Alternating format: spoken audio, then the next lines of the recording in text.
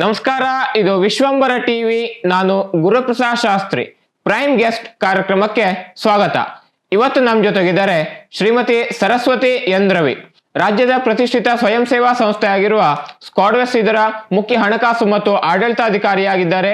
ಜೊತೆಗೆ ಸ್ಕಾಡ್ವೆಸ್ ಮಹಿಳಾ ಸೌಹಾರ್ದ ಇದರ ಅಧ್ಯಕ್ಷರಾಗಿ ಹಾಗೂ ಶಿರಸಿಯ ರೋಟರಿ ಕ್ಲಬ್ ಇದರ ಕಾರ್ಯದರ್ಶಿಯಾಗಿಯೂ ಸಹ ಸಾಮಾಜಿಕ ರಂಗದಲ್ಲಿ ಸಕ್ರಿಯವಾಗಿ ತೊಡಗಿಸಿಕೊಂಡಿದ್ದಾರೆ.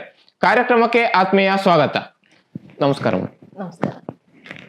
ಪ್ರಿಯ ವೀಕ್ಷಕರೇ, ಈ ವಿಡಿಯೋನ ನೋಡೋದಕ್ಕೂ ಮೊದಲು ನಮ್ಮ ಚಾನೆಲ್ ಅನ್ನ ಇನ್ನು ಸಬ್ಸ್ಕ್ರೈಬ್ ಮಾಡ್ಕೊಂಡಿಲ್ಲ ಆದ್ರೆ ತಕ್ಷಣವೇ ಸಬ್ಸ್ಕ್ರೈಬ್ ಮಾಡ್ಕೊಳ್ಳಿ. ಹಾಗೆ ವಿಡಿಯೋ ಇಷ್ಟ ಆಗಿದ್ರೆ ಶೇರ್ ಮಾಡಿ.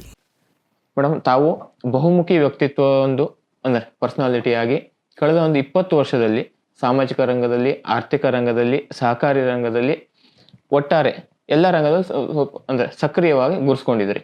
ಅದೇ ರೀತಿ ಸ್ಕಾಡ್ವೆಸ್ ಅನ್ನ ಕಳೆದ 19 ವರ್ಷಗಳಿಂದ ಮುನ್ನಡೆಸ್ಕೊಂಡು ಬಂದಿದ್ರಿ. ಒಟ್ಟಾರೆಯಾಗಿ ಈ ಒಂದು 19 ವರ್ಷ ಅಥವಾ 20 ವರ್ಷಗಳ ನಿಮ್ಮ ಒಂದು ಅನುಭವ ಏನಿದೆ, ಜೊತೆಗೆ ಸ್ಕಾಡ್ವೆಸ್ ಯಾವ್ಯಾವ ರೀತಿ ಯಾವ್ಯಾವ ವಿಭಾಗದಲ್ಲಿ ಕೆಲಸ ಮಾಡ್ತಾ ಇದೆ? ಸ್ಕಾಡ್ವೆಸ್ ಸಂಸ್ಥೆ ನಾವು ಪ್ರಾರಂಭ ಮಾಡಿದ್ದು 2005ರಲ್ಲಿ. ಸ್ಕಾಡ್ವೆಸ್ ಸಂಸ್ಥೆ ನಮ್ಮ ಡಾಕ್ಟರ್ ವೆಂಕಟೇಶ್ ನಾಯಕ್ ಅವರ ಕನಸಿನ ಕೂಸು ಅಂತ ಹೇಳಬೇಕು. ಅವರ ಕಾನ್ಸೆಪ್ಟ್ ಅದು, ಅವ್ರ ಕನಸು.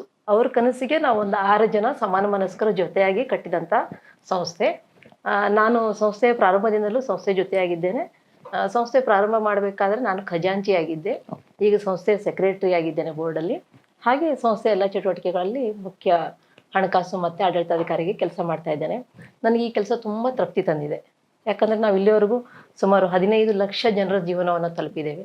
ಜನರ ಜೀವನದಲ್ಲಿ ಏನೋ ಬದಲಾವಣೆ ತಂದಿದ್ದೇವೆ.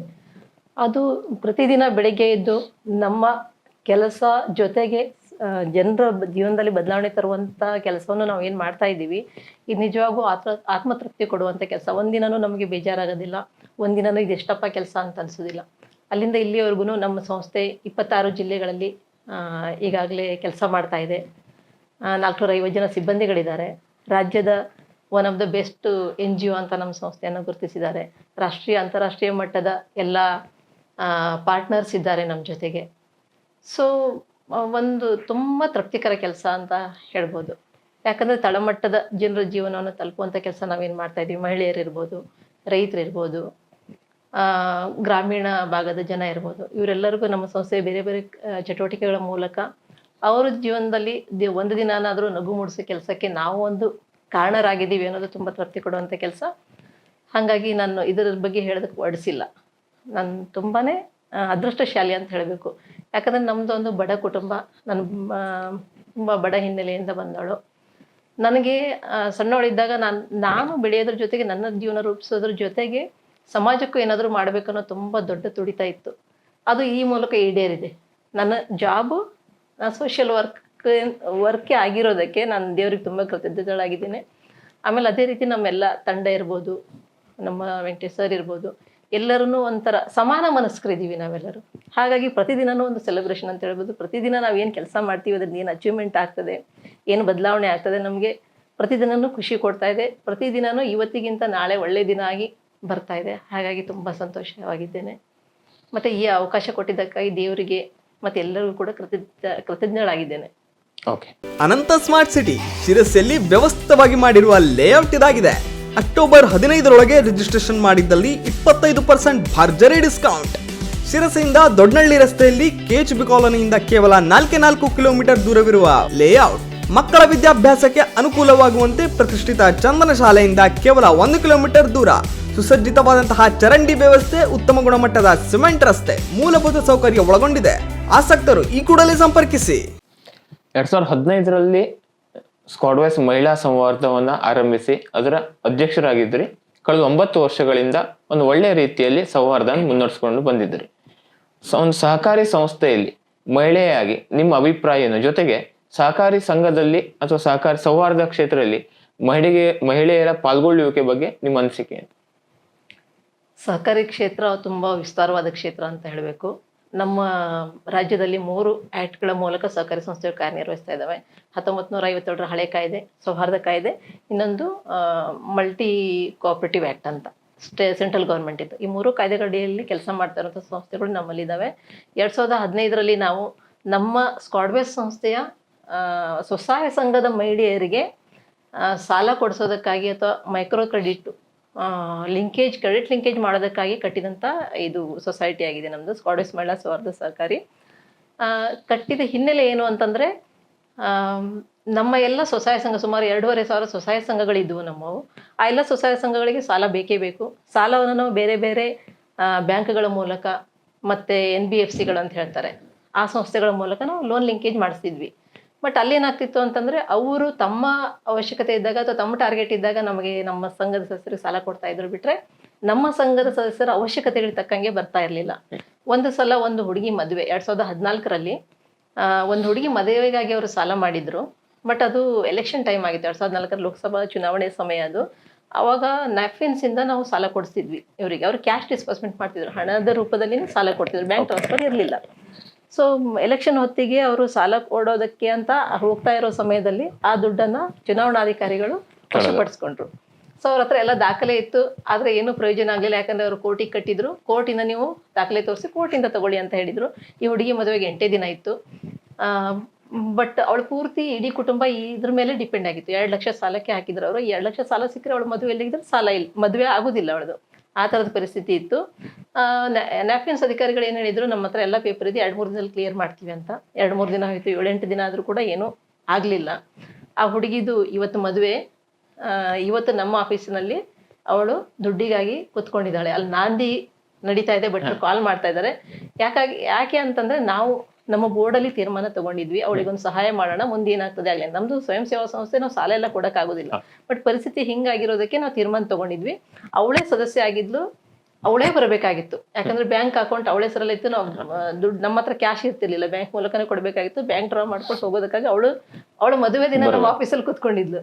ಆವತ್ತು ನಮಗೆಲ್ಲರಿಗೂ ಎಷ್ಟು ಬೇಜಾರಾಯಿತು ಅಂತಂದರೆ, ಈ ಪರಿಸ್ಥಿತಿ ಮತ್ತೆ ಯಾರಿಗೂ ಬರಬಾರ್ದು ನಮ್ಮ ಸದಸ್ಯರಿಗೆ ಅನ್ನೋ ಉದ್ದೇಶಕ್ಕಾಗಿ ನಾವೊಂದು ಕೋಆಪರೇಟಿವ್ ಸೊಸೈಟಿನ ಪ್ರಾರಂಭ ಮಾಡಬೇಕು ಅಂತ ಡಿಸೈಡ್ ಮಾಡಿದ್ವಿ. 2014ರಲ್ಲಿ ತೀರ್ಮಾನ ಆಗಿತ್ತು. 2015ರಲ್ಲಿ ನಾವು ಭಾಳಷ್ಟು ಅಧ್ಯಯನ ಎಲ್ಲ ಮಾಡ್ಕೊಂಡು, ಯಾಕಂದ್ರೆ ಸಹಕಾರಿ ಕ್ಷೇತ್ರ ಹೊಸದಾಗಿತ್ತು, ಎಲ್ಲ ಅಧ್ಯಯನ ಮಾಡಿಕೊಂಡು 2015ರಲ್ಲಿ ನಮ್ಮ ಆಗಸ್ಟಲ್ಲಿ ವರಮಹಾಲಕ್ಷ್ಮಿ ಹಬ್ಬದ ದಿನ ನಮ್ಮ ಸಂಸ್ಥೆಯನ್ನು ಶುರು ಮಾಡಿದ್ವಿ. ಅಲ್ಲಿಂದ ಇಲ್ಲಿಗೆ 12,000 ಮಹಿಳೆಯರು ನಮ್ಮ ಸೊಸೈಟಿಯ ಸದಸ್ಯರಿದ್ದಾರೆ. ಬೇರೆ ಬೇರೆ ಉದ್ಯೋಗಕ್ಕಾಗಿ, ಬೇರೆ ಬೇರೆ ಕೆಲಸಕ್ಕಾಗಿ ಸಾಲ ತಗೊಳ್ತಾ ಇದ್ದಾರೆ. ಈ ವಿಚಾರದಲ್ಲೂ ಕೂಡ ನಮಗೆ ತುಂಬ ತೃಪ್ತಿ ಇದೆ. ಯಾಕಂದರೆ ಸಹಕಾರಿ ತತ್ವಗಳು ಏನಿದ್ದಾವೆ ಆ ಬೇಸ್ ಮೇಲೆ ನಮ್ಮ ಸಂಸ್ಥೆ ನಡೆಯೋದು. ಪ್ರಾರಂಭದಿಂದಲೇ ನಾವು ಕಂಪ್ಯೂಟರೈಸ್ ಮಾಡಿದ್ದೀವಿ. ಏನೇನು ಸಹಕಾರಿ ಕಾಯ್ದೆ ಏನು ಹೇಳ್ತದೆ ಅದೆಲ್ಲನೂ ಕೂಡ ಫಾಲೋ ಮಾಡ್ತೀವಿ. ಹಾಗಾಗಿ ನಮ್ಗೆ ಯಶಸ್ಸು ಸಿಕ್ಕಿದೆ ಮತ್ತು ಆ ವಿಚಾರದಲ್ಲಿ ನಮಗೆ ತುಂಬ ತೃಪ್ತಿ ಇದೆ. ಈಗ ನಾವೆಲ್ಲ ಕೇಳ್ತೀವಿ ಸಹಕಾರಿ ಕ್ಷೇತ್ರದ ಬಗ್ಗೆ ಅಥವಾ ಸಹಕಾರಿಗಳ ಬಗ್ಗೆ ಬೇರೆ ಬೇರೆ ಮಾತುಗಳನ್ನು ಕೆಲವೊಂದು ಸಂದರ್ಭದಲ್ಲಿ ಕೇಳ್ತೀವಿ. ಬಟ್ ನಮ್ಮ ಸಹಕಾರಿ ವಿಚಾರದಲ್ಲಿ ಆ ಥರ ಇಲ್ಲ. ಯಾಕಂದರೆ ನಾವು ಕಾಯ್ದೆಬದ್ಧವಾಗಿ ಮಾಡ್ಕೊಂಡು ಹೋಗ್ತಾ ಇದ್ದೀವಿ. ಮತ್ತು ನಮ್ದು ಯಾವುದೇ ಹಿಡನ್ ಅಜೆಂಡಾ ಇಲ್ಲ.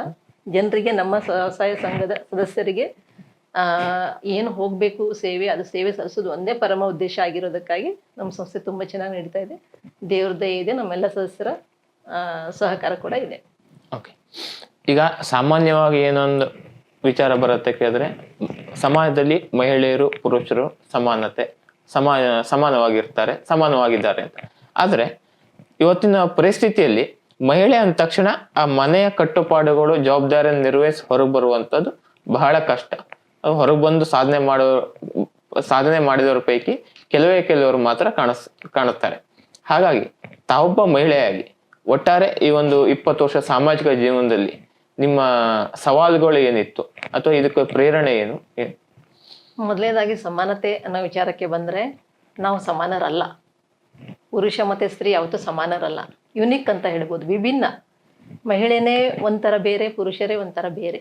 ಅವರಿಬ್ಬರು ಸಮಾನವಾಗಿ ಹೆಜ್ಜೆ ಹಾಕಿದಾಗ, ಅಂದರೆ ಒಬ್ರಿಗೊಬ್ಬರು ಸಪೋರ್ಟ್ ಮಾಡ್ಕೊಂಡು ಹೆಜ್ಜೆ ಹಾಕಿದಾಗ ಮಾತ್ರ ಏನಾದರೂ ಕ್ರಿಯೇಟ್ ಆಗ್ಲಿಕ್ಕೆ ಸಾಧ್ಯ, ಸೃಷ್ಟಿ ಆಗ್ಲಿಕ್ಕೆ ಸಾಧ್ಯ. ಬಿಟ್ಟರೆ ಹೆಣ್ಮಕ್ಳು ನಾನು ಪುರುಷನಷ್ಟೇ ಸಮಾನ ಅಂತ ಪುರುಷರು ಮಾಡೋದಕ್ಕೆ ಹೋದರೆ ಆಗೋದಿಲ್ಲ. ಅದು ಸಮಾನತೆನೂ ಅಲ್ಲ, ಮಹಿಳಾವಾದನೂ ಅಲ್ಲ, ಅದನ್ನು ನಾನು ಒಪ್ಪೋದಿಲ್ಲ. ಆದರೆ ಯುನಿಕ್ನೆಸ್ ಏನಿದೆ, ಮಹಿಳೆ ಇರ್ಬೋದು ಪುರುಷರು ಇರ್ಬೋದು, ತಮ್ಮ ಯುನಿಕ್ನೆಸ್ಸನ್ನು ಅರ್ಥ ಮಾಡಿಕೊಂಡು ತಾವೇನಾದರೂ ಮಾಡಬೇಕು ಅಂತ ಪ್ರಯತ್ನ ಪಟ್ಟಾಗ ಸಾಧ್ಯತೆ ಆಗ್ತದೆ. ಬಿಟ್ಟರೆ ಈ ಸಮಾನತೆ ಅನ್ನೋದು ಅಷ್ಟು ಸೂಕ್ತ ಪದ ಅಲ್ಲ ಅಂತ ಅಂದ್ಕೊಳ್ತೀನಿ ನಾನು. ವಿಭಿನ್ನತೆಯನ್ನು ಒಪ್ಕೊಳ್ಬೇಕು. ವಿಭಿನ್ನತೆಯನ್ನು ಒಪ್ಪಿಕೊಂಡು ಸಮಾನವಾಗಿ ಹೆಜ್ಜೆ ಹಾಕಿದಾಗ ಪ್ರಗತಿ ಸಾಧ್ಯ. ಆಮೇಲೆ ಮಹಿಳೆಯರಿಗೆ ಸಾಮಾಜಿಕ ಅಡೆತಡೆ ಅಂತ ಹೇಳಿದ್ರಿ, ಅದು ಬಹುಶಃ ನಾವೇ ಕಟ್ಕೊಂಡಿರೋದು. ನನ್ನ ಅನುಭವದಿಂದನೇ ಹೇಳ್ತಾ ಇದ್ದೇನೆ. ಮುಂಚೆ ನನಗೂ ಅನಿಸ್ತಿತ್ತು ನಾನು ಹೇಗೆ ಹೊರಗೋಗೋದು, ಯಾವ ಥರ ಇಷ್ಟೊಂದೆಲ್ಲ ಇದೆ, ಸಮಾಜ ಏನು ಹೇಳ್ತದೆ, ಜನ ಏನು ಹೇಳ್ತಾರೆ ಅಂತ ನನಗೂ ಅನಿಸ್ತಾ ಇತ್ತು. ಈಗ ನನಗೆ ಇಷ್ಟು ವರ್ಷದ ನಂತರ ಅರ್ಥ ಆಗಿರೋದು ಏನಂದ್ರೆ ಅವೆಲ್ಲ ಬ್ಯಾರಿಯರ್ಸ್ ನಾವು ಮಾಡ್ಕೊಂಡಿರೋದಂತ. ನಿಜವಾಗೂ ಇಲ್ಲ ಅಲ್ಲಿ. ಅದು ಗ್ಲಾಸ್ ಸೀಲಿಂಗ್ ಅಂತ ಹೇಳ್ತಾರಲ್ಲ, ಸ್ಕೈ ಇಸ್ ದ ಲಿಮಿಟ್ ಅಂತಾರೆ. ಸ್ಕೈನೂ ಲಿಮಿಟ್ ಅಲ್ಲ ಆ್ಯಕ್ಚುಲಿ. ಸೊ ನಮ್ಮ ಸುತ್ತ ಕಟ್ಕೊಂಡಿರೋ ಏನು ಅಡೆತಡೆಯನ್ನ ಗೋಡೆಯನ್ನ ನಾವು ಓಡ್ಕೊಂಡು ಮುಂದೆ ಹೋದ್ರೆ ಎಲ್ಲೂ ಏನು ಅಡ್ಡಿ ಆತಂಕಗಳು ಇಲ್ಲ. ಹೆಣ್ಮಕ್ಳು ಇರ್ಬೋದು, ಗಂಡು ಮಕ್ಳು ಇರ್ಬೋದು. ಇದು ನನ್ನ ಅನುಭವದಿಂದ ನಾನು ಹೇಳ್ತಾ ಇರೋದು. ಭಾಳ ಜನ ಒಪ್ತಾರೆ ಇಲ್ಲ ಗೊತ್ತಿಲ್ಲ. ಬಟ್ ಏನಂದ್ರೆ ಇವತ್ತು ನಾವು ಹೇಗಿದ್ದೀವಿ ಅದಕ್ಕಿಂತ ಬೆಟರ್ ನಾಳೆ ಹೆಂಗಾಗಬೇಕು ಅಂತ ನಮ್ಮ ಪ್ರಯತ್ನ ಇರಬೇಕು. ಬಿಟ್ರೆ ಅವ್ರೇನು ಹೇಳ್ತಾರೆ, ಇವ್ರೇನು ಹೇಳ್ತಾರೆ, ನನ್ನ ಕೈಲಿದ್ದು ಆಗ್ತದೆ ಇಲ್ಲೋ, ಅದು ಅದ್ರ ಹತ್ರ ಗಮನನೇ ಕೊಡಬಾರ್ದು. ನಾನು ಇವತ್ತೇನಿದ್ದೀನಿ ಇದಕ್ಕಿಂತ ಬೆಟರ್ ನಾನು ನಾಳೆ ಹೆಂಗಿರ್ಲಿಕ್ಕೆ ಸಾಧ್ಯ, ಅದ್ರ ಮೇಲೆ ಫೋಕಸ್ ಮಾಡಿದ್ರೆ ಯಾರೇನು ಬೇಕಾದರೂ ಮಾಡ್ಬೋದು. ಯಾಕಂದ್ರೆ ಅಲ್ಟಿಮೇಟ್ಲಿ ಏನಾದರೂ ಮಾಡ್ಬೇಕಾದವ್ರು ನಾವು ಸಶಕ್ತರಾದರೆ, ನಾವು ಅಂದ್ರೆ ನಾನೇ ಅಂತ ಹೇಳ್ತಿಲ್ಲ, ಯಾರೂ ಇರ್ಬೋದು. ಸಶಕ್ತರಾದರೆ ಮಾತ್ರ ನಾವೇನಾದರೂ ಮಾಡ್ಲಿಕ್ಕೆ ಸಾಧ್ಯ. ಬಿಟ್ಟರೆ ನಮ್ಮಲ್ಲಿ ಆ ಶಕ್ತಿ ಇಲ್ಲದಿದ್ರೆ ಯಾರು ಏನೂ ಮಾಡ್ಲಿಕ್ಕೆ ಸಾಧ್ಯ ಇಲ್ಲ. ಹಾಗಾಗಿ ನಮ್ಮ ಶಕ್ತಿ, ನಮ್ಮ ಆಂತರಿಕ ಶಕ್ತಿಯನ್ನು ವರ್ಧಿಸ್ಕೊಳ್ಳಿಕ್ಕೆ ನಮ್ಮ ಪ್ರಯತ್ನಗಳಿರಬೇಕು. ಬಿಟ್ಟರೆ ಬೇರೆ ಹೊರಗಡೆ ಅಡ್ಡಿ ಆತಂಕ ಅಡೆತಡೆಗಳಿಗೆ ನಮ್ಮ ಗಮನ ಹೋಗಬಾರ್ದು. ಓಕೆ, ಈ ಒಂದು ಸಮುದಾಯ ಅಥವಾ ಸಮಾಜದ ಒಂದು ಆರ್ಥಿಕ ಅಭಿವೃದ್ಧಿಯಲ್ಲಿ ಮಹಿಳೆಯರ ಪಾತ್ರ ಎಷ್ಟಿದೆ ಅಥವಾ ಯಾವ ರೀತಿ ಇರಬೇಕು? ಮಹಿಳೆಯರು ಒಟ್ಟು ಪಾಪ್ಯುಲೇಷನ್ನ 50% ಇದ್ದಾರೆ, ಹೆಚ್ಚು ಕಡಿಮೆ ಅಂದಾಜು 50% ಇದ್ದಾರೆ. ಸೊ ಅವ್ರ ಕಾಂಟ್ರಿಬ್ಯೂಷನು ಇದ್ದೇ ಇದೆ, ಪರಿಗಣಿಸ್ಲಿಕ್ಕೆ ಆಗಲ್ಲ ಅನ್ನೋದು ಸಾಧ್ಯನೇ ಇಲ್ಲ. ಇವನ್ ದುಡಿತಾ ಇಲ್ಲ, ಮನೆಯಲ್ಲೇ ನೋಡ್ಕೊಳ್ತಾ ಇದ್ದಾರೆ, ಹೋಮ್ ಮೇಕರ್ ಇದ್ದಾರೆ ಅಂದ್ರೂ ಕೂಡ ಅವ್ರದ್ದು ಕೂಡ ಕಾಂಟ್ರಿಬ್ಯೂಷನ್ ಇದೆ. ಯಾಕಂದ್ರೆ ಪತಿ ಏನು ದುಡ್ಡು ತರ್ತಾ ಇದ್ದಾರೆ ಆದ್ರೆ ಈಕ್ವಲಿ ಅವ್ರನ್ನು ಕೆಲಸ ಮಾಡ್ತಾ ಇದ್ದಾರೆ. ಸೊ ಅವ್ರ ಇಬ್ಬರದು ಸೇರಿ ಅದು ದುಡಿಮೆ. ನಾವು ಮಾನಿಟೈಸ್ ಮಾಡೋದಾದ್ರೆ, ಹಣದ ರೂಪದಲ್ಲಿ ಹೇಳೋದಾದ್ರೆ ಇಬ್ಬರದು ಸೇರಿ ಆದಂತ ದುಡಿಮೆ ಅದು. ಯಾಕಂದ್ರೆ ಹೆಣ್ಮಕ್ಳು ಮನೇಲಿದ್ದು ಏನ್ ಮಾಡ್ತಾರೆ ಅದಕ್ಕೆ ಲೆಕ್ಕ ಬೆಲೆ ಅದೇನು ಇರೋದಿಲ್ಲ. ಅದೇ ಬೇರೆಯವ್ರ ಕಡೆ ಎಲ್ಲ ಕೆಲಸ ಮಾಡಿಸಿದಾಗ ಅದನ್ನ ನಾವು ಒಂದು ಲೆಕ್ಕ ಸಿಗ್ತದೆ. ಆ ತರದ್ದು ಲೆಕ್ಕಕ್ಕೆ ನಾವು ಬರ್ಬೋದು. ಹಾಗಾಗಿ ಮತ್ತಲ್ದೇನೆ ಈಗ ನಾನು ಸ್ವಸಹಾಯ ಸಂಘಗಳನ್ನ ನೋಡ್ತಾ ಇದ್ದೇನೆ. ನಮ್ಮದೇ ಸ್ವಸಹಾಯ ಸಂಘಗಳಿದ್ದಾವೆ, ಎಲ್ಲ ಮಹಿಳೆಯರು. ಅವ್ರದ್ದು ಕಾಂಟ್ರಿಬ್ಯೂಷನ್ ಏನಂತ ಖಂಡಿತವಾಗೂ ನಾವು ನೋಡ್ತಾ ಇದ್ದೀವಿ. ಅವ್ರ ಮನೆಯಲ್ಲಿ ಇರ್ಬೋದು, ಪ್ರತಿಯೊಂದು ಮನೆಯಲ್ಲೂ ಕೂಡ, ಎಲ್ಲೋ ಅಪರೂಪಕ್ಕೆ ಕೆಲವೊಂದು ಎಕ್ಸೆಪ್ಷನ್ಸ್ ಇರ್ಬೋದು, ಇಲ್ಲಿದ್ರೆ ಪ್ರತಿಯೊಂದು ಮನೆಯಲ್ಲೂ ಕೂಡ ಇವತ್ತಿನ ದಿನಗಳಲ್ಲಿ 15-20 ವರ್ಷದ ಹಿಂದೆ ಸಿಚುವೇಶನ್ ಬೇರೆ ಇತ್ತು, ಪಿಕ್ಚರ್ ಬೇರೆ ಇತ್ತು. ಇವತ್ತು ಪ್ರತಿಯೊಂದು ಮನೆಯಲ್ಲೂ ಎಲ್ಲ ಹೆಣ್ಮಕ್ಳು ಕೂಡ ಈಕ್ವಲಿ ದುಡಿತಾ ಇದ್ದಾರೆ, ಆಲ್ಮೋಸ್ಟ್ ಯಾವುದೇ ರೀತಿಯಿಂದ ಇರ್ಬೋದು. ಹಾಗಾಗಿ ಈಕ್ವಲ್ ಕಾಂಟ್ರಿಬ್ಯೂಷನ್ ಅಂತಾನೆ ಹೇಳ್ತೀನಿ ನಾನು, 100%. ಜೊತೆಗೆ ಈಗ ನಾವು ನಾರ್ತ್ ಈಸ್ಟ್ ಸ್ಟೇಟ್ಗಳಲ್ಲೆಲ್ಲ ನೋಡಕ್ ಹೋದ್ರೆ ಗಂಡು ಮಕ್ಕಳಿಗಿಂತ ಹೆಣ್ಮಕ್ಳೇ ಮನೆ ಒಡೆತನವನ್ನ ಮಾಡಿಕೊಂಡು ದುಡಿಮೆಯನ್ನು ಮಾಡಿಕೊಂಡು ಅವರೇ ಜಾಸ್ತಿ ಲೀಡರ್ಶಿಪ್ ವಹಿಸ್ಕೊಂಡಿರೋದನ್ನು ಕೂಡ ನಾವು ಕಾಣ್ತಾ ಇದೀವಿ. ಹಾಗಾಗಿ ನನ್ನ ಪ್ರಕಾರ ಈಕ್ವಲ್ ಕಾಂಟ್ರಿಬ್ಯೂಷನ್. ತಾವು ಕಳೆದೊಂದು 15-20 ವರ್ಷಗಳಿಂದ ಒಟ್ಟಾರೆ ಒಂದು ಜಿಲ್ಲೆಯ ಸಮಗ್ರ ಕಲ್ಪನೆ ಅಥವಾ ಸಮಗ್ರ ಅಭಿವೃದ್ಧಿಯಲ್ಲಿ ಅಂದ್ರೆ ಜೋಡಿಸ್ಕೊಂಡಿದೆ. ಹಾಗಾಗಿ ಉತ್ತರ ಕನ್ನಡವನ್ನ ನಿಮ್ಮ ದೃಷ್ಟಿಯಲ್ಲಿ ಇಟ್ಕೊಂಡ್ರೆ ಯಾವ್ಯಾವ ಕ್ಷೇತ್ರದಲ್ಲಿ ಯಾವ ರೀತಿ ಅಭಿವೃದ್ಧಿ ಆಗ್ಬೇಕಂತ ಅನಿಸ್ತು? ಉತ್ತರ ಕನ್ನಡ ಜಿಲ್ಲೆ ನಾವು ನೋಡಕ್ ಹೋದ್ರೆ ಮೂರು ರೀತಿಯ ಜಾಗ್ರಫಿಕಲ್ ಕಂಡೀಷನ್ ಅನ್ನ ನಾವು ನೋಡ್ತೀವಿ. ಮತ್ತೆ ಇದು ವೆಸ್ಟರ್ನ್ ಘಾಟ್ ನ ಹೊಂದಿರುವಂತ ಭಾಗ. ಹಾಗಾಗಿ ಎಕಾಲಜಿಕಲಿ ತುಂಬಾ ಸೆನ್ಸಿಟಿವ್ ಇದು. ಇಲ್ಲಿ ನಾವು ಯಾವುದೇ ಫ್ಯಾಕ್ಟ್ರಿ ತಂದು ಹಾಕ್ತೀವಿ ಮಾಡ್ತೀವಿ ಅಂತಂದ್ರೆ ಆಗುದಿಲ್ಲ. ಅಂದ್ರೆ ಕೈಗಾರಿಕೆಗಳನ್ನ ತಂದು ಉತ್ತರ ಕನ್ನಡ ಜಿಲ್ಲೆನ ಅಭಿವೃದ್ಧಿ ಮಾಡೋಕ್ಕಾಗೋದಿಲ್ಲ. ಏನಿದ್ರು ಗ್ರೀನ್ ಜಾಬ್ಸ್ ಅಂದ್ರೆ ಕೃಷಿ ಮತ್ತೆ ಕೃಷಿ ಆಧಾರಿತ ಜಾಬ್ಗಳನ್ನ ನಾವು ಕ್ರಿಯೇಟ್ ಮಾಡೋದ್ರಿಂದ, ಮತ್ತೆ ಇಲ್ಲಿ ನಮ್ಮ ಇದಕ್ಕೆ ಪ್ರವಾಸೋದ್ಯಮಕ್ಕೆ ವಿಪುಲ ಅವಕಾಶಗಳಿದೆ ತುಂಬಾನೇ. ಯಾಕಂದ್ರೆ ಸಣ್ಣ ಗೋವಾ ಇರ್ಬೋದು, ಮತ್ತೆ ನಾವು ಮೊನ್ನೆ ವಿಯೆಟ್ನಾಂಗೆಲ್ಲ ಹೋಗಿದ್ವಿ. ಅಂತ ಸಣ್ಣ ಪುಟ್ಟ ದೇಶಗಳು ತಮ್ಮಲ್ಲಿರೋ ಪ್ರಾಕೃತಿಕ ಸಂಪತ್ತನ್ನ ಎಷ್ಟು ಚೆನ್ನಾಗಿ ಯುಟಿಲೈಸ್ ಮಾಡಿಕೊಂಡು ಬೆಳೀತಾ ಇದ್ದಾರೆ. ಅದಕ್ಕೆ ಅವರಿಗೆಲ್ಲ ಕಂಪೇರ್ ಮಾಡಿದ್ರೆ ನಮ್ಮ ಜಿಲ್ಲೆ ತುಂಬಾನೇ ಸಂಪದ್ಭರಿತ.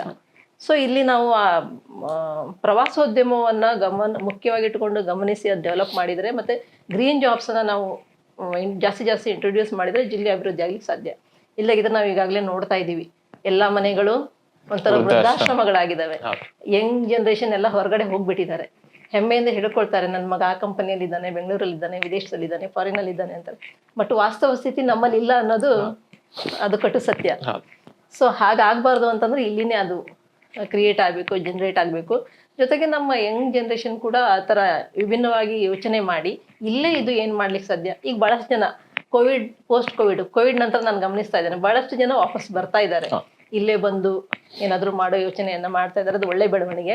ಸೊ ಆ ಥರ ಮಾಡೋದ್ರಿಂದ ನಮ್ಮ ಜಿಲ್ಲೆ ತುಂಬಾ ಸಂಪದ್ಭರಿತ ಜಿಲ್ಲೆ. ಇದನ್ನ ಕರೆಕ್ಟ್ ಆ ರೀತಿಯಲ್ಲಿ ಅಂದ್ರೆ ಎಕಾಲಜಿಕಲಿ ಹಾಟ್ಸ್ಪಾಟ್ ಆಗಿರೋದಕ್ಕೆ, ಇದು ಪ್ರಪಂಚದ 8 ಹಾಟ್ಸ್ಪಾಟ್ಗಳಲ್ಲಿ ಒಂದು. ಅಂದ್ರೆ ಇಲ್ಲಿನ ಎಕಾಲಜಿ ವ್ಯತ್ಯಾಸ ಆದ್ರೆ ಪ್ರಪಂಚದ ಎನ್ವಿರಾನ್ಮೆಂಟ್ ಮೇಲೆಲ್ಲ ಎಫೆಕ್ಟ್ ಆಗ್ತದೆ. ಸೊ ಆ ಥರದ ಸೂಕ್ಷ್ಮ ಪ್ರದೇಶ ಇದಾಗಿರೋದ್ರಿಂದ ಇಲ್ಲಿ ನಾವು ಎನ್ವಿರಾನ್ಮೆಂಟ್ಗೆ ಏನೋ ಧಕ್ಕೆ ಮಾಡ್ದೇನೆ ಪರ್ಯಾಯವಾಗಿ ಯಾವ ರೀತಿ ಇನ್ಕಮ್ ಜನರೇಷನ್ ಮಾಡಿದರೆ ಆಗ್ತದೆ ಅನ್ನೋದನ್ನು ಯೋಚನೆ ಮಾಡುವಂಥ ಬುದ್ಧಿಜೀವಿಗಳು ಬೇಕಿದ್ದಾರೆ ನಮ್ಮಲ್ಲಿ. ಯೋಚನೆಗಳು ಬಹಳಷ್ಟು ಜನರಲ್ಲಿ ಇದೆ, ಯಾಕಂದ್ರೆ ಬುದ್ಧಿವಂತರ ಜಿಲ್ಲೆ ನಮ್ಮದು. ಬಟ್ ಅದು ಎಕ್ಸಿಕ್ಯೂಟ್ ಆಗೋದಿಲ್ಲ, ಕಾರ್ಯರೂಪಕ್ಕೆ ಬರೋದಿಲ್ಲ. ಆ ಕಾರ್ಯರೂಪಕ್ಕೆ ಬರುವಂತಾದ್ರೆ ಗ್ರೀನ್ ಜಾಬ್ಸ್ ಮತ್ತೆ ಪ್ರವಾಸೋದ್ಯಮವನ್ನು ಹೆಚ್ಚು ಹೆಚ್ಚು ಅಭಿವೃದ್ಧಿ ಪಡಿಸಿದ್ರೆ ನಮ್ಮ ಜಿಲ್ಲೆ ಬೆಸ್ಟ್ ಆಗಿ ಅಂದ್ರೆ ಹಣಕಾಸಿನ ಇದರಲ್ಲಿ ಹೇಳುವುದಾದ್ರೆ ತುಂಬಾ ಮುಂದೆ ಬರ್ಲಿಕ್ಕೆ ಸಾಧ್ಯ ಅಂತ ನನ್ಗನ್ಸ್ತದೆ. ಓಕೆ, ತಾವು MBA ಪದವೀಧರರು, ಜೊತೆಗೆ ಬೆಂಗಳೂರಿನ Indian institute of management IIM ನಲ್ಲಿ ದೇಶದ ಆಯ್ದ 20 ಜನಗಳು ಏನು ಫೆಲೋಶಿಪ್ ಅನ್ನು ಆಯ್ಕೆಯಾಗಿದ್ದಾರೆ, ಅದ್ರಲ್ಲಿ ತಾವು ಕೂಡ ಒಬ್ರು. ಅದ್ರ ಕುರಿತು ಹೇಳ್ಬೋದಾ? 2019ರಲ್ಲಿ ಅರಿತ್ರಾ ಲೀಡರ್ಶಿಪ್ ಎಕ್ಸಿಲರೇಷನ್ ಪ್ರೋಗ್ರಾಮ್ ಅಂತ ಅದ್ರ ಹೆಸರು. 1 ವರ್ಷದ ಫೆಲೋಶಿಪ್ IIMB, ಆಮೇಲೆ ಫಿಕಸ್ ಸೋಷಿಯಲ್ ಸೊಲ್ಯೂಷನ್ಸ್ ಮತ್ತು ರೆಡ್ಡಿ ಫೌಂಡೇಶನ್ ಅಂತ 3 ಸಂಸ್ಥೆಗಳ ಸಂಯುಕ್ತ ಆಶ್ರಯದಲ್ಲಿ ಕ್ರಿಯೇಟ್ ಮಾಡಿದಂಥದ್ದು.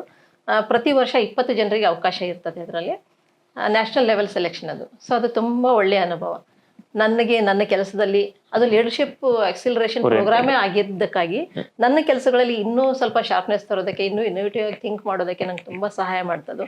ಅದ್ರ ಜೊತೆಗೆ 20 ಜನ ಏನಿದ್ರು ಬೇರೆ ಬೇರೆ ಡೈವರ್ಸ್, ಬೇರೆ ಬೇರೆ ರಾಜ್ಯಗಳಿಂದ, ಬೇರೆ ಬೇರೆ ಬ್ಯಾಕ್ಗ್ರೌಂಡಿಂದ ಬಂದಂಥ ಲೀಡರ್ಸ್ ಆಗಿದ್ರು, ಗ್ರೋವಿಂಗ್ ಲೀಡರ್ಸು. ಸೊ ಆ ಲೀಡರ್ಸ್ದೆಲ್ಲ ಅನುಭವಗಳು, ಒಬ್ರಿಗೊಬ್ರು ಅನುಭವ ಹಂಚಿಕೆ, ಐಡಿಯಾ ಹಂಚಿಕೆ, ಅದ್ರ ಜೊತೆಗೆ IIMBಯ ಆ ಲೆವೆಲಿನ ಪ್ರೊಫೆಸರ್ಸ್ ಅದೇನು ನಮಗೆ ಪಾಠ ಮಾಡ್ತಿದ್ರು, ಏನು ನಾಲೆಜ್ ಕೊಡ್ತಿದ್ರು, ಅದು ತುಂಬಾ ಸಪೋರ್ಟ್ ಮಾಡಿದೆ ನನಗೆ. ನನ್ನ ಈ ಸೋಷಿಯಲ್ ವರ್ಕ್ ಇರ್ಬೋದು, ನನ್ನ ದಿನನಿತ್ಯದ ಕೆಲಸದಲ್ಲಿ ಇರ್ಬೋದು, ಕರೆಕ್ಟಾಗಿ ಡಿಸಿಷನ್ ತಗೊಳ್ಳೋದಕ್ಕೆ, ಸಿಸ್ಟಮ್ ಡೆವಲಪ್ ಮಾಡೋದಕ್ಕೆ ಅದು ತುಂಬ ಸಹಾಯ ಆಗಿದೆ ಅಂತ ಹೇಳ್ಬೋದು. ಮೇಡಮ್, ಈಗ ಒಂದಷ್ಟು ಜನರಲ್ಲಿ ಅಥವಾ ಸಾಮಾನ್ಯವಾಗಿ ಒಂದು ಕಲ್ಪನೆ ಏನು ಅಥವಾ ಒಂದು ಅಭಿಪ್ರಾಯ ಏನು ಕೇಳಿದ್ರೆ, ಈಗ NGO ಯಾರೋ ಮಾಡ್ತಿದ್ದಾರೆ ಅಥವಾ ಶುರು ಮಾಡ್ತಿದ್ದಾರೆ ಅಂದ್ರೆ ಹಣ ಹೊಡಿಲಿಕ್ಕೆ NGO ಮಾಡ್ತಿದ್ದಾರೆ, ಸರ್ಕಾರದಿಂದ ಎಲ್ಲಿಂದನೋ ಅಥವಾ CSR ಏನೋ ಒಂದು ಫಂಡ್ ತರ್ತಾರೆ, ಅದರಲ್ಲಿ ಸ್ವಲ್ಪವನ್ನು ಮಾತ್ರ ಖರ್ಚು ಮಾಡಿ ಒಂದು 60% 70% ಹಣವನ್ನು ಉಳಿಸಿ ಲಾಭ ಮಾಡಲಿಕ್ಕೆ, ಹಣ ಹೊಡಿಲಿಕ್ಕೆ NGO ನಡೆಸ್ತಾರೆ ಹೇಳುವಂತ ಸಾಕಷ್ಟು ಆರೋಪ ಆಪಾದನೆಗಳು ಕೇಳಿ ಬರ್ತಾ ಇದೆ. ತಾವು ಕಳೆದ ಒಂದು 18-19 ವರ್ಷಗಳಿಂದ ಸ್ಪೆಸಿಫಿಕ್ NGOದಲ್ಲೇ ವರ್ಕ್ ಮಾಡ್ತಾ ಇದ್ರಿ. ಹೀಗಾಗಿ ನಿಮ್ಮ ಅಭಿಪ್ರಾಯದಲ್ಲಿ ಈ ಒಂದು ಆರೋಪಕ್ಕೆ ಅಥವಾ ಉತ್ತರ ಏನು? ಖಂಡಿತ ನೀವು ಹೇಳ್ತಾ ಇರೋದು ಸತ್ಯ. ಯಾಕಂದ್ರೆ ಆ ಥರದ ಅಭಿಪ್ರಾಯ ಜನರಲ್ಲಿದೆ. ಅದಕ್ಕೆ ಪೂರಕವಾಗಿ ಒಂದಷ್ಟು ಸಂಸ್ಥೆಗಳು ಆ ಥರ ಕೆಲಸನೂ ಕೂಡ ಮಾಡ್ತಾ ಇರೋದು ಸುಳ್ಳಲ್ಲ. ಹಾಗಾಗಿ ಆ ಥರ ಕೆಲಸ ಮಾಡೋರಿಂದ ಈ ಸೆಕ್ಟರಿಗೆ ಕೆಟ್ಟ ಹೆಸರು ಬಂದಿದೆ, ಕಳಂಕ ಬಂದಿದೆ. ಅದು ತುಂಬ ದುಃಖದ ವಿಚಾರ. ಯಾಕಂದರೆ ಪ್ರಾಮಾಣಿಕವಾಗಿ ಕೆಲಸ ಮಾಡಿ ನಿಜವಾಗೂ ಜನರಿಗೆ ಕೆಲಸ ಮಾಡುವಂಥ ಹಲವಾರು ಸಂಸ್ಥೆಗಳಿದ್ದಾವೆ. ಆ ಸಂಸ್ಥೆಗಳಿಗೆ ಇಂಥ ಒಂದಷ್ಟು ಜನ ಬಂದು ಅವ್ರು ಬರೋ ಉದ್ದೇಶನೇ ಅದಾಗಿರ್ತದೆ, ಸೇವೆ ಮಾಡೋ ಉದ್ದೇಶ ಆಗಿರಲ್ಲ, ಬಂದವ್ರು ಇರ್ತಾರೆ. ಹಾಗೆ ಬಂದು ಏನೋ ಮಾಡೋದವ್ರ ಕಾರಣದಿಂದ ಈ ಸೆಕ್ಟರಿಗೆ ಕೆಟ್ಟ ಹೆಸರು ಬಂದಿದೆ, ನಾನು ಇಲ್ಲ ಅಂತ ಹೇಳೋದಿಲ್ಲ. ಬಟ್ ಒಳ್ಳೆಯ ಸಂಸ್ಥೆಗಳು ತುಂಬಾನೇ ಇದಾವೆ, ನಿಜವಾಗೂ ಜನರಿಗಾಗಿ ಕೆಲಸ ಮಾಡೋ ಸಂಸ್ಥೆಗಳು ತುಂಬಾನೇ ಇದಾವೆ.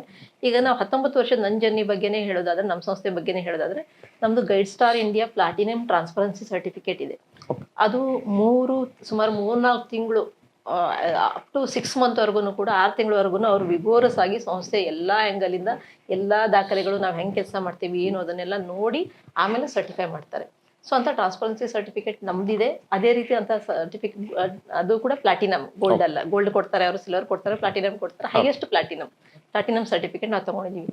ನಮ್ಮ ಸಂಸ್ಥೆಯಲ್ಲಿ ವ್ಯವಹಾರಗಳೆಲ್ಲ ಕ್ಯಾಶ್ಲೆಸ್, ನಾವು 0 ಕ್ಯಾಶ್ ಟ್ರಾನ್ಸಾಕ್ಷನ್ ನಮ್ದು, ಎಲ್ಲ ಅಕೌಂಟ್ ಥ್ರೂನೇ ನಡೀತದೆ. ಸೊ ಈ ಥರ ಮಾಡ್ಕೊಳ್ಳಿಕ್ಕೆ ಅವಕಾಶಗಳಿದೆ. ಮತ್ತೆ ನಾನು ಹೇಳೋದೇನಂದ್ರೆ, ಆ ದುಡ್ಡಿಗಾಗಿ ಕೆಲಸ ಮಾಡೋರು ಏನಿರ್ತಾರೆ ಅದು ಖಂಡಿತವಾಗೂ ಲಾಂಗ್ ಟರ್ಮ್ ಅಲ್ಲಿ ಸಸ್ಟೈನ್ ಆಗೋದಿಲ್ಲ, ಶಾರ್ಟ್ ಟರ್ಮ್ ಅದು. ನಿಜವಾಗೂ ನಾವು ಒಳ್ಳೆ ಉದ್ದೇಶ ಇಟ್ಕೊಂಡು ಕೆಲಸ ಮಾಡಿದ್ರೆ ದುಡ್ಡು ಬರ್ತದೆ, ಹೆಸರು ಬರ್ತದೆ, ಜನರ ಸೇವೆನೂ ಆಗ್ತದೆ. ಸೊ ಅದಕ್ಕಾಗಿ ನಾನು ಹೇಳೋದೇನು ಅಂತಂದ್ರೆ, ಆ ಉದ್ದೇಶ ಇಟ್ಕೊಂಡು ಬಂದವರು ಇದ್ರು ಕೂಡ ನಿಜವಾಗೂ ಸೇವಾ ಮನೋಭಾವನೆಯಿಂದ ಕೆಲಸ ಮಾಡಿದ್ರೆ ಅದ್ರ ಹಿಂದೆ ದುಡ್ಡು, ಹೆಸರು ಎಲ್ಲನೂ ಬರ್ತದೆ ಅಂತ ಸಣ್ಣ ಪುಟ್ಟ ಆಮಿಷಗಳಿಗೆ ಒಳಗಾಗದೇನೆ ನಿಜವಾಗೂ ಜನರಿಗಾಗಿ ಅಥವಾ ಅವ್ರು ಏನು ಕೆಲಸ ಒಪ್ಕೊಂಡಿದ್ದಾರೆ ಆ ಕೆಲಸದ ಬದ್ಧತೆಯಿಂದ ಅದನ್ನ ಮಾಡೋರ ಸಂಖ್ಯೆ ಜಾಸ್ತಿ ಆದರೆ ಈ ಸೆಕ್ಟರಿಗೆ ಒಳ್ಳೆ ಹೆಸರು ಬರ್ತದೆ. ಮತ್ತೆ ಇದು ಒಂದು ಕಾಲದಲ್ಲಿ ಸರ್ಕಾರಕ್ಕೆ ಪರ್ಯಾಯವಾಗಿ NGO ಸೆಕ್ಟರು ಇದ್ದದ್ದು, ಸರ್ಕಾರ ಎಲ್ಲನೂ ಮಾಡೋಕ್ಕಾಗೋದಿಲ್ಲ ಅನ್ನೋದಕ್ಕಾಗಿ ಅವಕಾಶ ಆಗಿ ಇದ್ದದ್ದು. ಸೊ ಅದೇ ರೀತಿನೇ ಮಾಡ್ಕೊಂಡು ಹೋದ್ರೆ ನಮ್ಮ ದೇಶ ಸುಭಿಕ್ಷ ಆಗೋದ್ರಲ್ಲಿ ಯಾವುದು ಅನುಮಾನನೇ ಬೇಡ. ಸೊ ಅಂತ ಸಂಸ್ಥೆಗಳ ಸಂಖ್ಯೆ ಜಾಸ್ತಿ ಆಗಬೇಕು, ಮತ್ತೆ ಆ ಉದ್ದೇಶಕ್ಕಾಗಿ ಬರೋರ ಸಂಖ್ಯೆ, ಈ ಸೆಕ್ಟರಿಗೆ ಬರೋರ ಸಂಖ್ಯೆ ಕಡಿಮೆ ಆಗಬೇಕು ಅಂತ ನಾನು ಬಯಸ್ತೇನೆ. ಓಕೆ, ಒಟ್ಟಾರೆಯಾಗಿ ಮಹಿಳೆಯರಿಗೆ ಮತ್ತೆ ಸಮಾಜಕ್ಕೆ ನೀವೊಬ್ಬ ಮಹಿಳಾ ಸಾಧಕಿಯಾಗಿ ಏನ್ ಹೇಳಲಿಕ್ಕೆ ಇಷ್ಟಪಡ್ತೀರಿ? ಬಹಳ ಹೇಳಿಕೊಂಡು ನನಗೆ ಖಂಡಿತವಾಗಿ ಅವಕಾಶ ಇದೆ. ಯಾಕೆ ಅಂತಂದ್ರೆ ಫಸ್ಟು ನಾನು ಎಲ್ಲೋ ಓದಿದ್ದನ್ನು ಒಂದು ಸಲ ಹಂಚ್ಕೊಂಡು ಬಿಡ್ತೇನೆ. ಯಾರೋ ಒಬ್ರು ಈ ಥರ ಸಾಧನೆ ಮಾಡಿದವರಿಗೆ ಒಂದು ಪ್ರಶ್ನೆ ಕೇಳಿದ್ರಂತೆ, ನಿಮ್ಮ ಈ ಸಾಧನೆ ಹಿಂದಿನ ರಹಸ್ಯ ಏನು ಅಂತೇಳಿ. ಅವ್ರು ಹೇಳಿದ್ರಂತೆ, ನಾನು ಸಣ್ಣ ಫೈಟ್ಸನ್ನೆಲ್ಲ ಫೈಟ್ ಮಾಡೋಕ್ಕೆ ಹೋಗೋದಿಲ್ಲ ಅಂತ, ಸಣ್ಣ ಹೋರಾಟಗಳನ್ನ ನಾನು ಮಾಡೋಕ್ಕೆ ಹೋಗೋದಿಲ್ಲ ಅಂತ.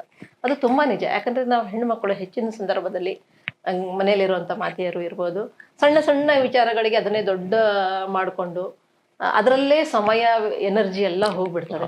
ಅದನ್ನೆಲ್ಲ ಈಗ ಅತ್ತೆ ಸೊಸೆ ಜಗಳ ಇರ್ಬೋದು, ಅಥವಾ ಮನೇಲಿರೋ ಬೇರೆ ಸದಸ್ಯರ ಜೊತೆ ಜಗಳ ಇರ್ಬೋದು, ಅಕ್ಕಪಕ್ಕದವ್ರ ಜೊತೆಗೆ ಇರ್ಬೋದು, ಗಂಡ ಇರ್ಬೋದು, ಸಹೋದರರು ಯಾರ್ದೇ ಜೊತೆಗೆ ಇರ್ಬೋದು, ಅಂತ ಸಣ್ಣ ಸಣ್ಣ ಫೈಟ್ಸ್ ಅನ್ನು ಬಿಟ್ಬಿಡ್ಬೇಕು. ನಮ್ಮ ಗುರಿ ದೊಡ್ಡದಿರಬೇಕು. ಆ ಗುರಿ ಹಿಡಿಯೋಕೆ ನಮ್ಮ ಪ್ರಯತ್ನ ನಿರಂತರ ಇರಬೇಕು. ನಮ್ಮ ಎನರ್ಜಿ ದುಡ್ಡು ಥರನೇ ಎನರ್ಜಿನು. ಸೊ ನಾವು ದುಡ್ಡನ್ನು ಹೆಂಗೆ ಯೋಚನೆ ಮಾಡಿ ಖರ್ಚು ಮಾಡ್ತೀವಿ, ಹಾಗೆ ನಮ್ಮ ಶಕ್ತಿಯನ್ನು ಕೂಡ ಯೋಚನೆ ಮಾಡಿ ಖರ್ಚು ಮಾಡಬೇಕು. ನಾನು ಎಲ್ಲಿ ನನ್ನ ಶಕ್ತಿಯನ್ನು ಇನ್ವೆಸ್ಟ್ ಮಾಡಿದರೆ ಒಳ್ಳೆ ರಿಟರ್ನ್ ಬರ್ತದೆ, ಒಳ್ಳೆ ವಾಪಸ್ ಬರ್ತದೆ, ಅಂತ ಕಡೆ ಮಾತ್ರ ನನ್ನ ಶಕ್ತಿಯನ್ನು ಹಾಕ್ಬೇಕು ಅನ್ನೋದನ್ನು ಕೂಡ ತೀರ್ಮಾನ ಮಾಡಬೇಕು.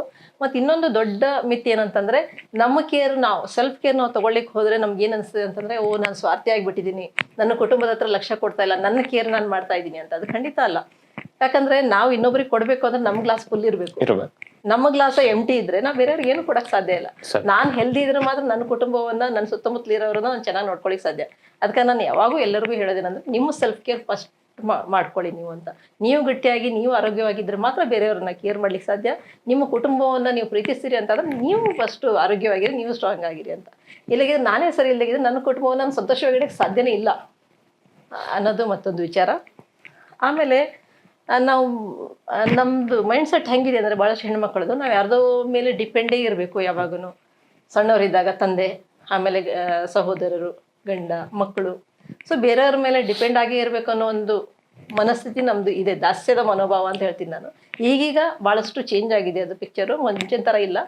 ಆದರೂ ಕೂಡ ಆ ಮನೋಭಾವ ಒಳ್ಳೇದಲ್ಲ. ನಮ್ಮ ಒಂದು ಐಡೆಂಟಿಟಿ ನಾವು ಕಟ್ಕೊಳ್ಳೇಬೇಕು. ಹೆಣ್ಮಕ್ಳು ತಮ್ಮದೇ ಆದ ಒಂದು ಐಡೆಂಟಿಟಿಯನ್ನು ಮಾಡ್ಕೊಳ್ಬೇಕು. ಯಾವುದೇ ರೀತಿ ಇರ್ಬೋದು ಅದು, ಅವರ ಹವ್ಯಾಸಗಳಿಂದ ಇರ್ಬೋದು, ಅಥವಾ ಪ್ಯಾಷನೇಟ್ ಆಗಿರುವಂಥ ಯಾವ್ದಾದ್ರು ವಿಚಾರದಲ್ಲಿ ಅವರು ಸ್ವಯಂ ಉದ್ಯೋಗ ಶುರು ಮಾಡ್ಬೋದು.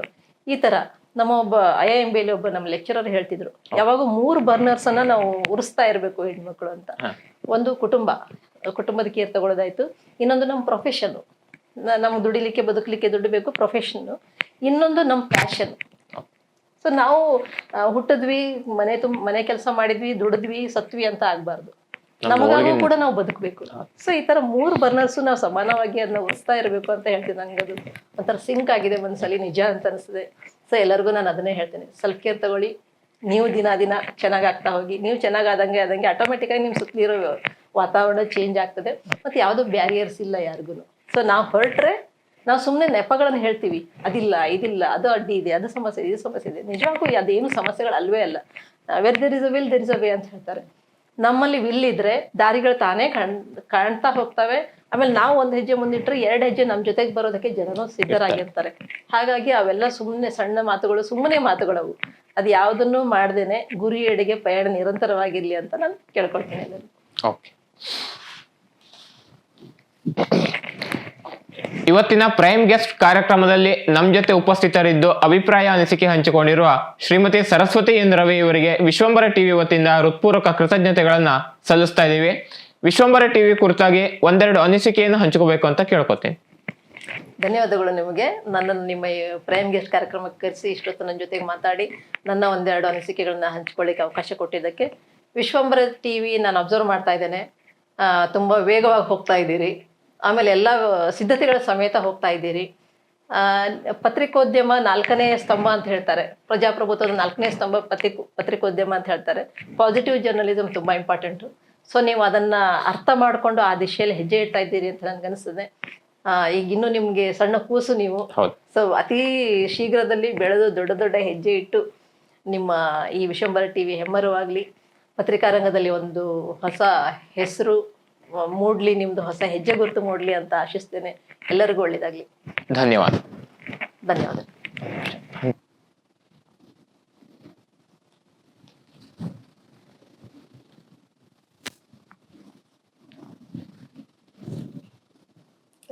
ಧನ್ಯವಾದ. ವೀಕ್ಷಕ ಮಹಾಪ್ರಭುಗಳೇ, ನಮ್ಮ ಚಾನಲ್ ಅನ್ನು ಸಬ್ಸ್ಕ್ರೈಬ್ ಮಾಡಿ, ಶೇರ್ ಮಾಡಿ, ಪ್ರೋತ್ಸಾಹಿಸಿ.